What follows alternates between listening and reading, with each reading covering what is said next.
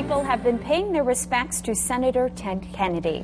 His body is laying in repose at John F. Kennedy Library and Museum in Boston. And Jacqueline Cashman joins us live from Boston this morning to tell us what's going on there. Good morning, Jacqueline. And why don't you set the scene there? Tell us what's going on, particularly with security this morning. Well, excuse me, did you say security? I'm sorry. Yes. Trouble hearing you there? Yes. Security. Well, there is certainly a lot of security here this morning because there are expected to be thousands of people coming in here today to say goodbye to Senator Ted Kennedy. They are very careful as to where you're allowed to be on the premises here. Of course, the media has a little bit closer access to the library, but they're just so worried about the masses that are coming in. 20,000 people came here yesterday to say goodbye to Senator Ted Kennedy. Similar numbers are predicted for today. People started coming here at about 2 o'clock this morning, which may seem a little crazy considering the doors don't open till 8 o'clock, but considering how long some people waited last night, it was supposed to close, the doors were supposed to close here last night at about 11 o'clock, but there were so many people here that the doors actually stayed open till 2 in the morning to let people say goodbye. For all the people that are there right now, Jacqueline, what's the mood like?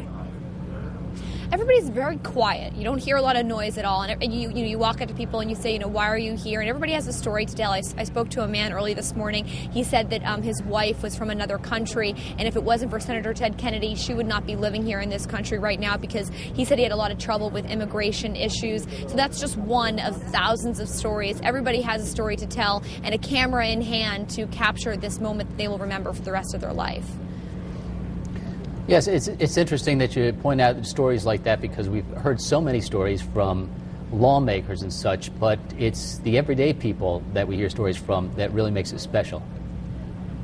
Well, that's exactly right. Before coming up here to John F. Kennedy Library and Museum, we were down in Hyannisport on Cape Cod, which is a very special place for the senator and his entire family. It's a place where people come together on happy times and also during tragic times, whether it was the death of one of their brothers or his nephew, and now himself. Everybody has been down on Cape Cod telling stories about the senator, but when you go up to just people in the neighborhood, they don't see him as just this legendary lawmaker. They see him as an average guy that they see him walking out to the general store, getting himself a newspaper, getting himself a coffee, that sort of thing. So he's a lot more than just a storied senator. He's just a regular guy here from Massachusetts that everybody has enjoyed for the past 46 years and 9 months.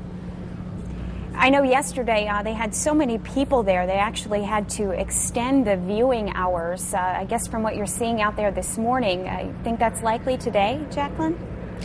I don't think that probably would be likely. If it was, it would be by just a short amount of time because the thing is, tonight there's another service going on, a private service, only for invited guests that will be coming here tonight. Some of the guests during tonight's, service is going to be happening here is actually Senator John McCain. Our Governor Deval Patrick is another person that will be here. Caroline Kennedy, just to name a few of the people. So maybe a little bit. Maybe they'll let people come in a little bit early, leave a little bit late, but not the extended hours like we saw last night because there isn't time for it. Jacqueline, thank you very much for that live report. Thank you. Jacqueline Cashman live from Boston this morning.